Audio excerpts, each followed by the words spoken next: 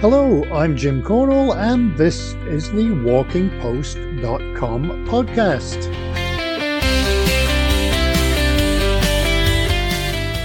WalkingPost.com is the news website dedicated to walking, with all the latest on books, gear, festivals, trails, health, events, fitness, and more. This podcast is number 50 and it's going live on May the 1st. My son's doing his work experience with me this week, which is fun, and we were filming in Northern Ireland for a couple of days, and had some interesting encounters, such as finding a staff member in a large supermarket who didn't know what a samosa was, and a bus driver who told us that the next bus we needed wasn't for almost 2 hours. So we started walking to the train station, only for the bus we wanted to drive right by us. And the guy in a coffee shop who, when I asked for a decaf, insisted that that didn't class as coffee. So, some surreal moments, and some amazing scenery. Let's get to May the 1st. For some reason, it's National No Pants Day, so we're not going to go there.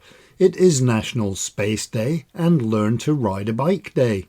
It's Phone in Sick Day, and of course it's May Day, and it's Doodle Dog Day. My dog isn't very good at doodling or writing. It's the day in 1956 the polio vaccine became public, and the day Cuba became a socialist country in 1961.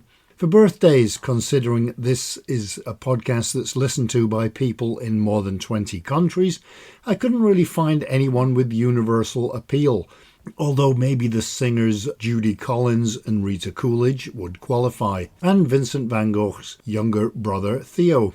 I visited the graveyard the two brothers are in France. It's a very, very short day trip from Paris.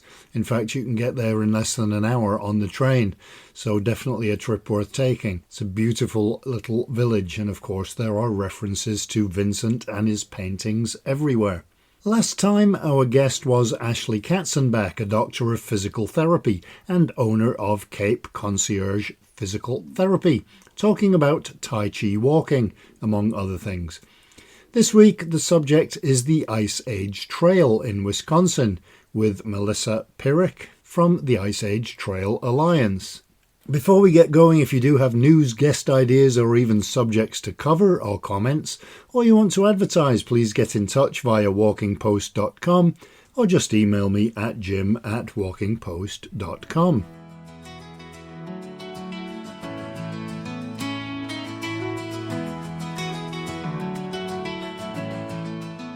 Alright, let's go through some of the headlines of the news articles you may have missed over on walkingpost.com this past week. A Norwegian outdoor brand is looking for a hiking ambassador. A trail in British Columbia, Canada continues to grow, and St. Helena has launched a series of postbox walks on the Outdoor Active app. Peak Performance has introduced a new hiking jacket. RAB launched new clothing with UV protection and heat management for the mountains, and the first Jane Goodall Hike for Hope is taking place in Canada. Hiking guides in Georgia are being trained. There are new trails in Galway City, and you can read all of these and more at walkingpost.com. Right, to this week's conversation. There are 11 national scenic trails in the US, ranging from 65 miles to 4,600 miles. Only 3 of them are restricted to one state, and one of those is the Ice Age Trail in Wisconsin. Embarrassingly, I've walked on a part of it and didn't even know that I had until this interview. Today we're chatting with Melissa Pyrrhic from the Ice Age Trail Alliance, the group that helps conserve, maintain and promote the trail. Hi Melissa, great to have you with us today. Maybe first we could set the scene and you could tell me all about the Ice Age Trail. So the Ice Age Trail is one of the United States' 11 national scenic trails. So, most people have heard of the Appalachian Trail, Pacific Crest Trail, the Continental Divide Trail. There are other trails, and the Ice Age Trail is one of them. It is a 1,200-mile designated footpath, and it's located entirely within the state of Wisconsin. So people will think about that and be like, there's no way you can have a 1,200-mile footpath. Well, the 2 endpoints for the trail, one is on the west side of the state on the Minnesota border, and then the other endpoint is in Sturgeon Bay, which if you look at the map of the state of Wisconsin, there's kind of this finger that jets out into Lake Michigan. And so the trail ends in Sturgeon Bay. But then along the way, it drops down nearly to the Wisconsin-Illinois border. Its southernmost point is in Janesville. So the path of the trail kind of marks where the end of the last glaciation occurred. The glaciers stopped, and so the path of the trail follows the border of where the glaciers stopped. So there is a ton of glacial landforms along the trail, and it's a very geologically and glacially significant things happened along the path of the trail. Is it one of those trails that you can do? Yeah. People do it west to east or east to west? Can you do either? Yeah, we do get, I would say, maybe 30 to 40 through hikers a year. So, which is like pales in comparison again to the number of through hikers that are, say, on the Appalachian Trail, right? I think they get like 100 people that try and through hike the trail. So we have, about 30 to 40 through hikers a year. We have a ton of segment hikers though. So people that just come for a weekend, a day, a week. They will come up and just do stretches of the trail. One of the things that kind of makes our trail unique is that it is so accessible. The trail goes through or near more than 100 different communities. So the community connection was really important to the people who first envisioned the trail. It's like what makes Wisconsin unique are all of these tiny little communities. So you really get a sense of the state and the people that live here. So what's the Ice Age Trail Alliance? Yeah, so the Ice Age Trail Alliance is the nonprofit volunteer and member organization that supports the Ice Age Trail. So the Wisconsin Department of Natural Resources, the National Park Service, and then the Ice Age Trail Alliance all work together to manage the trail. We organize all of the volunteers who conserve, create, maintain, and promote the trail. So we organize the volunteer efforts that actually put new tread in the ground, who go out after storms and clear the trail of downed trees. The volunteers that are building rock walls to, support the tread. People who go out and spread awareness about the trail. So those volunteers are all organized through the Alliance office. And how did you come to be involved with it? Because I guess you were hiking it before you were involved with it. Yeah, so I have pretty much lived in Wisconsin my whole life. Actually the Ice Age Trail was designated a National Scenic Trail in 1980. My parents moved here in 1978. So I've been in Wisconsin pretty much the entire time, the Ice Age Trail has been a National Scenic Trail. And I would see signs actually on my way to work. So twice a day, there and back, I would drive by these big brown signs that are on the side of the highway that say Ice Age National Scenic Trail. And I just never really thought about what the trail was or what that was. In December of 2019, I decided that I was going to take up hiking. Wisconsin winters get pretty long and I don't want to ski anymore. And so I decided I'm going to start hiking. And I had this book on my shelf that was 60 hikes within 60 miles of Madison. So Madison is close by where I live. Picked up the book and I was like, okay, I'm just going to start hiking. And so on my third hike, took me to this area only about 15 minutes from my house called the Brooklyn Wildlife Area. And I went on a hike and it was a 3-mile hike and it was lovely. Snow had just fallen and there was this little pine grove that you walk through and there was some boardwalk and it was just a lot of variety. And I just really, really enjoyed my hike. And I saw the sign Ice Age Trail. And so I got back into my car, I got my phone and I Googled Ice Age Trail. What is it? And lo and behold, I discovered that it's this 1,200-mile trail and it goes through the whole state of Wisconsin. And my first thought was, how did I not know about this? This is incredible. I want to start hiking. So I ditch my book and I just start finding all of these segments of Ice Age Trail that are nearby. And one night I was trying to plan my next day's hike. And I was sitting in my bed and I knew Brooklyn Wildlife was, over here. And then I knew this other segment of trail was over by this dog park where I take my dogs. But I couldn't figure out where the trail connected the two. And I was looking at this map that's on the website, and I drill down and I discover that directly behind my house, my backyard backed up to a street. On the other side of the street, there was a bike trail. That bike trail coincides with the Ice Age Trail. I had lived in that house for 15 years, and I never knew the Ice Age Trail was there. So the next morning, I get out of bed and I go to the trail and I see the blaze. The Ice Age Trail is marked by a yellow rectangle. I see the blaze for the very first time. I had hiked on this trail probably 1,000 times, like taking my dogs on walks, bike riding on it. And it was like, oh my gosh, this is the trail. So 2020 hits and I all of a sudden have all sorts of free time. That's how I'm spending my weekends. I just really become obsessed with the trail.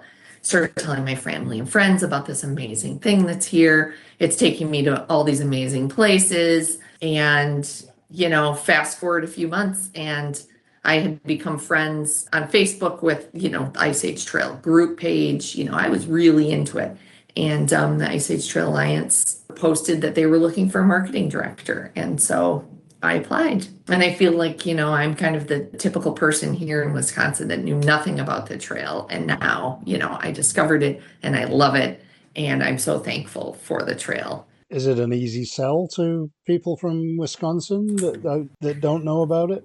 I think it is. I always tell people, well, first of all, so the trail is a bit unique when you compare it to, the other national scenic trails, which really you can't compare national scenic trails because they're all so different. But our trail runs through a variety of state land, federal land, private land. It coincides with some bike trails in places. So people don't necessarily understand the extent of the trail. So they might think, oh, the Ice Age Trail, yeah, that runs through my community. I see the blazes. I thought that was just a village thing or a county thing. But kind of when they realize, oh, the extent of it, it's pretty eye-opening. But what we know to be true is once someone discovers the trail, they start hiking the bits that are closest to wherever they live. Then they start going out more and they just want to see the whole thing. So that's pretty cool. And then once you see the whole thing, you can become a 1,000-miler. You fill out basically an application that kind of just proves that you hiked the trail. And, so you're a 1,000-miler. Then people tend to want to give back because they've had such an incredible experience. They know that this is volunteer created. And so we have a whole bunch of hikers that then start volunteering on the trail to create and maintain it, which I think is really, really cool too. And I guess having lived in different parts of Canada and the US, people's perception of different states, they think that they know a bit about most of the states, but don't really. Is there a perception that it's a trail that's similar from beginning to end? I think, yes, the one thing we hear over and over from people is, I never knew Wisconsin was this beautiful. The trail honestly takes you to some of the most beautiful places in the state. And what's kind of interesting when you look at like the state tourism agency, Travel Wisconsin, they tend to show the pictures of the same locations again and again. We have a really spectacular park here in the state called Devil's Lake. It's magnificent. The trail actually runs about 10 miles through the park, but you see pictures of Devil's Lake all the time on materials. And if like Travel Wisconsin was to come to Scotland, you would see pictures of Devil's Lake. But there are so many other spectacular places in the state that you find when you walk on the Ice Age Trail. So yeah, so people by and far always comment, I never knew Wisconsin was this beautiful. But then we've had the thru hikers who've had the insights of, you really have 3 different types of trail here. Because the trail up north, so if you start at the western terminus by the Minnesota border, the trail has a very Northwoods feel. So it's very rugged forest. You're walking through the Shawanigan National Forest, a lot of county forests up there. So it's a rugged, woodsy trail where dispersed camping is allowed, in most of these places. So you can just put a tent down wherever.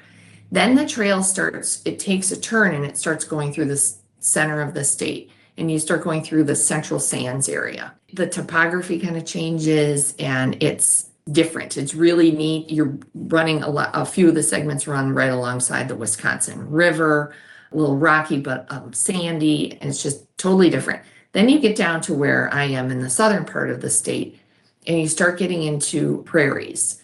And volunteers around here have been very focused on restoring prairies to their native habitats, right? So we had a lot of agricultural land. And so a lot of the farms now are being turned back into prairies. So you just walk through the most spectacular prairies, come summertime, it's, all the gold flowers and then the blue and the purples come out. I mean, it is just spectacular for as long as you can see. Then as you keep heading east, you get into the Kettle Moraine, which this is the part of the state where the trail first kind of was put down, was the Kettle Moraine area. And it is rolling hills and it's kind of rocky. And kettles are dips in the land that the glaciers form. So they're like little ponds everywhere. Some of them are filled, some are not. But it gets very, very up and down these rolling hills, which is unlike prairie areas. And then you keep going up on the eastern part of the state. And at one point, it's like you're walking alongside the ocean because you're on a beach on Lake Michigan, and it is spectacular and beautiful, and you have sand dunes. So there's a ton of variety on the trail. And are there any urban areas, and that sort of how much road is there? Is it like, or is it all off-road? So we consider ourselves a trail in progress. The trail is 711.5 miles blazed. So blazed, complete and blazed. So again, the yellow blaze gets put up when we're done with a segment of trail. So that leaves about, 500-ish miles that we still have to complete. So there is a fair amount of road walk, but the Alliance has set out a suggested path of road walks so that you're walking on kind of idyllic country roads. You're walking past really beautiful farms. The suggested path is not always the shortest path between completed segments, but it's suggested either because it's a safe hike compared to if we put you on a busy highway, but it also offers some sort of glacial significance. So usually you can see glacial landforms, or there's just some kind of significance to the path. I have a great appreciation for road walks. I've done some segments, during the winter in a foot of snow, and you're kind of post-holing through, and kind of segments that take you an hour a mile. And when you hit that road walk, you're really, really appreciative of just a nice flat road. I've also hiked segments during the 100-degree days in the summer, which is crazy. But then you get on a road and all of a sudden you go by farmer's field who's watering. So you get to kind of walk through the big giant watering system. So it's nice.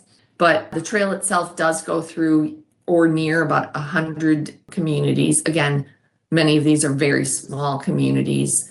Most have a bar, though. We had some through hikers come through a couple of years ago, and they dubbed this the pub crawl through hike because every single day they were able to stop and get a beer at an establishment. The state of Wisconsin has, I don't know, more than 2,000 bars or something like that. So you're never very far from a place to cool down and get a beer or water during the summer. Yeah, so there are some urban areas. The trail goes through the city of Janesville, which is close to the Illinois border. It's a lovely walk. The trail goes along kind of the municipal path in Janesville, but you go through arboretums and gardens, and it's really, really lovely. And it's great too for people, that might have accessibility issues or mobility issues. There's a guaranteed 10 miles of nice flat path to follow. And we go through just a tiny bit of Madison. Yeah, just a lot of really lovely communities. You mentioned it's a work in progress. Is the length and the actual route, is that set, or are you still looking to extend it or find other parts for it? It will always be in Wisconsin. We're not going to extend it beyond the borders. And the route is pretty set. We have a corridor that we follow, and it's usually like a 1 to 3 mile kind of swath of land where, again, the glaciers ended, so we know we'd like to put the trail within this area. But right now it's a matter of getting the agreements to put the trail on protected land. So that's part of what the Alliance does every day, is works on trying to get agreements for the land, whether it's purchasing or having people donate easements to us. And how much of the trail have you done so far? I am at over 600 miles. It is my goal to be a 1,000 miler. Unfortunately, my job takes up a lot of time on the weekends sometimes. I'll go to places I've never hiked, but I have to do, help work an event or do something. So, yeah, there's this little curse. Once you start working for the Alliance, your number of hiking miles plummets. I was able to get out this winter a few times and do some hiking, and I'm going to be trying to get out end of May, get more trail done. I have lots to do, but Oh, it's no. always so exciting to me. I get really excited that I get to go do a segment. Like last fall, I finally made it to this community of Two Rivers and I hiked the trail there, and it was so cute. And Two Rivers was amazing. The trail was great. And I just kept thinking, how has it taken me, my whole life to get to Two Rivers, Wisconsin? I love Two Rivers. I would imagine that it's almost like having four trails because if you were to do it in the winter, it would be an entirely different experience to the summer or the fall. It absolutely is. Yeah, I keep telling people there's three segments that I've hiked during the winter right now that I have a very bad taste in my mouth because of the conditions. So one day when I finish my 1,000 miler journey, I always say I'm going to do a redemption tour and go back and hit these other segments. One of the segments that I did not enjoy because of the winter conditions is called Chippewa Moraine. And it's kind of in the northern part of the trail. And that usually ranks as hikers like top three segments that they hiked because it's so beautiful. But nope, it was not very beautiful the day I did it. But we do have hikers. We have a pair of hikers who perpetually hike the trail. They are on their 10th and 7th go round.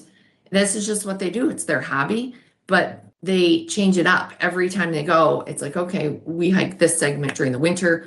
This time we're going to do it during the summer, fall, spring. So it's really pretty just to do it again and again. And I always tell people the longer it takes to become a 1,000 miler, the more actual trail you'll have to hike because the past few years we've added like 15 miles of trail. So we're closing those gaps. So someone who hiked the trail, 5 years ago or 10 years ago, it's a substantially different trail now, which is also cool. And I think that's why people keep coming back.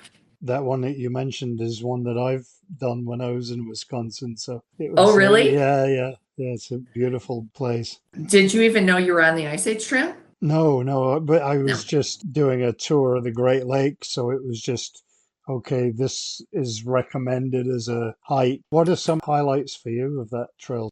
Like I said, so Two Rivers comes to mind. Two Rivers, which is right near the lake. I was able to walk this, it's an urban segment. So you're kind of on sidewalks going through a neighborhood, but you see these really cute, quaint houses. And we stayed at a really great hotel that was right on the trail. And then we did an excursion off trail and went and visited an alpaca farm. So that's the other fun thing is that you can hike, you can take nice half day 6-hour hike, and then you can go and do excursions when you're near the communities. So I like that. I have found the best ice cream place along the trail down in a community called Milton.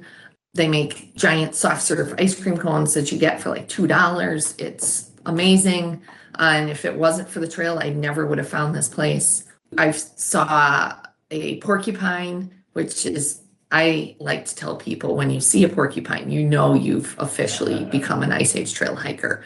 And that was up north in the north woodsy part of the trail. So that was really cool the day I saw the porcupine.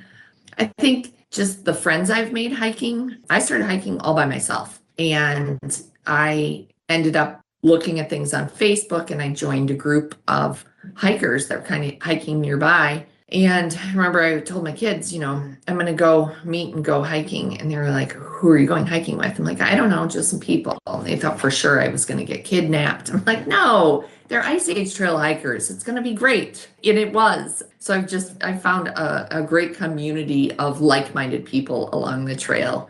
And, it takes a certain kind of person to want to walk along a country road in 90-degree heat during the summer. But it's super fun and just the conversations you have. Yeah, the people you meet. I love when we stop at a bar to take a break and get to talk about the trail and everybody's like, you're doing what? It's fun to open people's eyes to the trail. Plus, yeah, you just see amazing things. There's this segment that runs along the Wisconsin River called the Turtle Rock segment, and you kind of have to ramble over rocks. And the day I did it, it was early December. It wasn't super cold.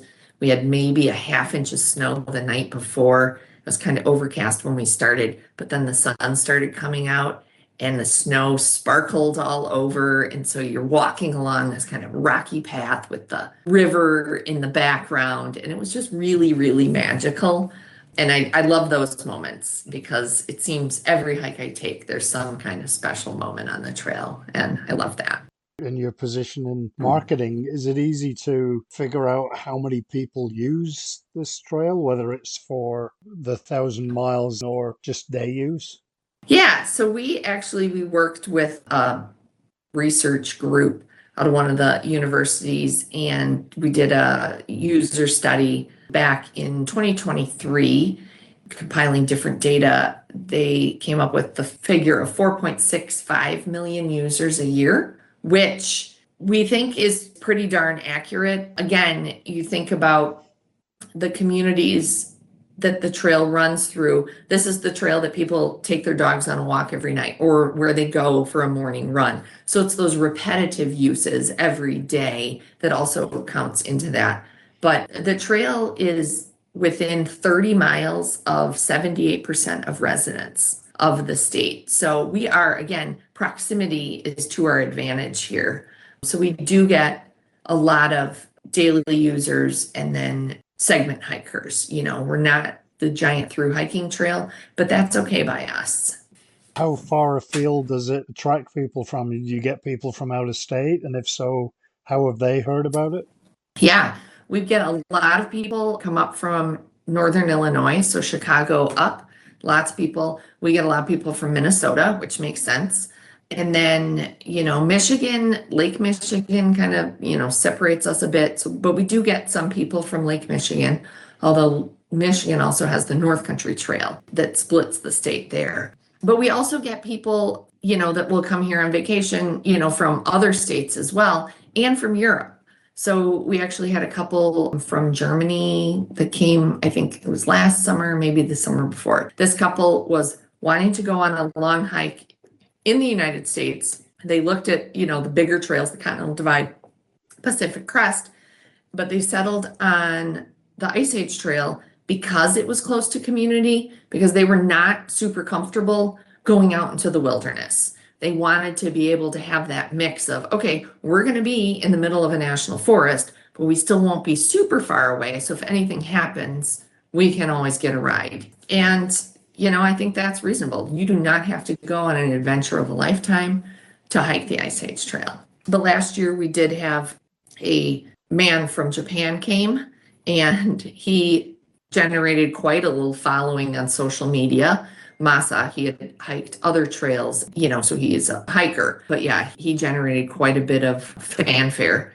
And then we also had a guy from the Netherlands on the trail at the same time as him. So we get this handful of hikers, because there's this trend amongst the through hikers that they want to do all 11 scenic trails. So we tend to get those people that, okay, you're my 8th trail to do or my 10th trail. And a few years ago, we had a through hiker named Apple Pie, and she became the first woman to finish all 11 scenic trails, and she finished on the Ice Age Trail. So that was pretty fun. Is it well known as a trail? I mean, your own experience would suggest that maybe it isn't. Yeah, it's not super well known. I think it's growing. We've had a couple articles that have appeared in Backpacker Magazine and Outside Magazine, and a couple of through hikers have told us that the Ice Age Trail now is what the Appalachian Trail was in the 70s. So it's on the cusp of like blowing wide open, I guess. But we're okay though with how it is. We like our community. I don't think we ever desire to have, 100 people starting out on a through hike at the same time. But it is interesting when you talk to the through hikers who have only ever done the Appalachian Trail tend to have a hard time on the Ice Age Trail. If you've done the Appalachian Trail, Pacific Crest Trail, gotten other trails under your belt, then you do fine on the Ice Age Trail. But I was talking to a thru hiker about that, and he said that that's because the Appalachian Trail breeds purity. The Appalachian Trail is the only one of the National Scenic Trails that is complete in that there's no roadwalk on it. The Appalachian Trail also has shelters every, 7 or 8 miles, and none of the other trails have that. So if you've only hiked the Appalachian Trail and you're used to this community of hiking support around you, you're not going to find that on the Ice Age Trail. You'll be lucky if you encounter another thru hiker. And sometimes people can hike for days without encountering another person, just depending on what season they're hiking in. And we do have challenges, right? There's roadwalk. We have camping challenges. There's places where you really have to get smart about your logistics and how far you're going to walk. So I always tell people those are our challenges. We don't have mountains on the Ice Age Trail. We don't really have wild animals that are going to kill you on the Ice Age Trail, but we do have camping logistics, and water access sometimes too is tricky. The Ice Age Trail is what it is, and we're very proud of it. And we have a very supportive community, and our community takes a lot of pride in the trail, from the maintainers to the people who host the trail. Everybody just wants everyone who hikes the trail to have a good time on it. We have an incredible network of trail angels. I hear stories about a hiker who, was going to get stranded in a storm. He posted on Facebook, and someone drove from 2 hours away to pick him up, took him back home, for a couple of days to let these storms pass through, took him all around Green Bay, showed him Lambeau Field where the Packers play, and then dropped him back off at the spot they picked him up.